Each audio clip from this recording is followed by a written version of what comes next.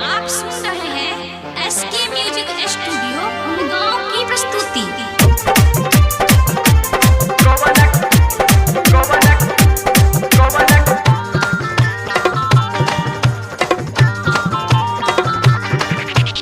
गोवन के रतिया जुरावेला छतिया,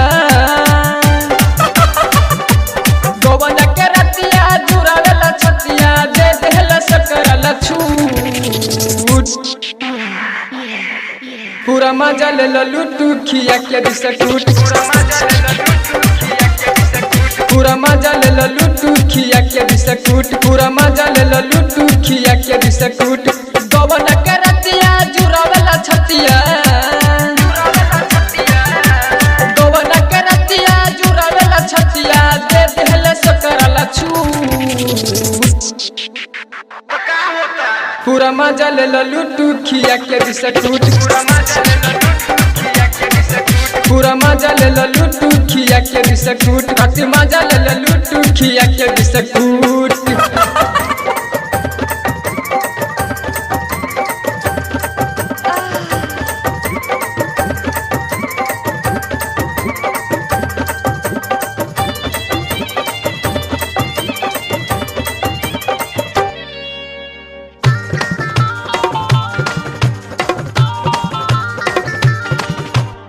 मोकपा के सूत गईले रहे उखर कटल हो,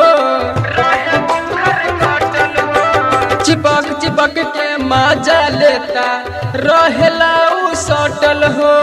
गोरे गोरे नीमन लागे ओकर जवन, रस टपकेला जैसे सगरो बदन, जैसे चुम्मा लेवत रहे,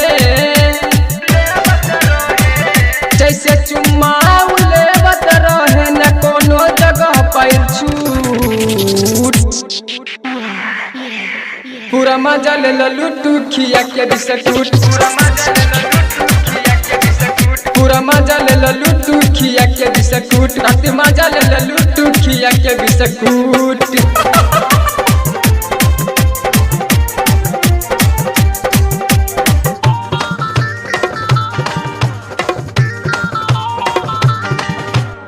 टिकुला से आम हो गईल, पानी न माल बबाल हो, सगर वदन नीमन बाटे, रसगुल्ला सन गाल हो। गरिया के हंदी जैसा तोहरा के मोरब, एको पल नहीं गोरी तोहरा के छोरब, कहे मूसल जैसे खोल में, कहे मूसल जैसे खोल में, धोके देव तोहरा कूट।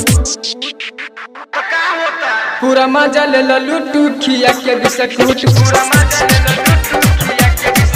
पूरा मजा ले लो लूटू खिया के बिस्कुट, अति मजा ले लो लूटू खिया के बिस्कुट।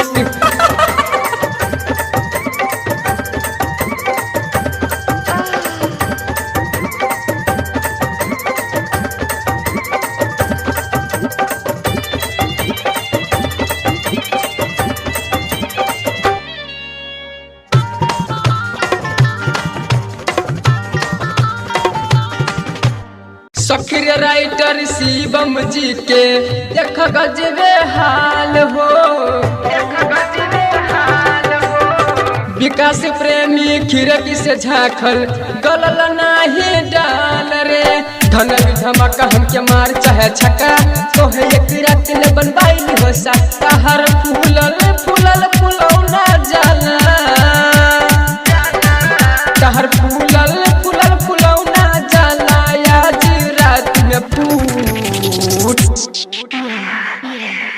पूरा मजा ले लो लूटू खिया के बिस्कुट, पूरा मजा ले लो लूटू खिया के बिस्कुट, पूरा मजा ले लो लूटू खिया के बिस्कुट।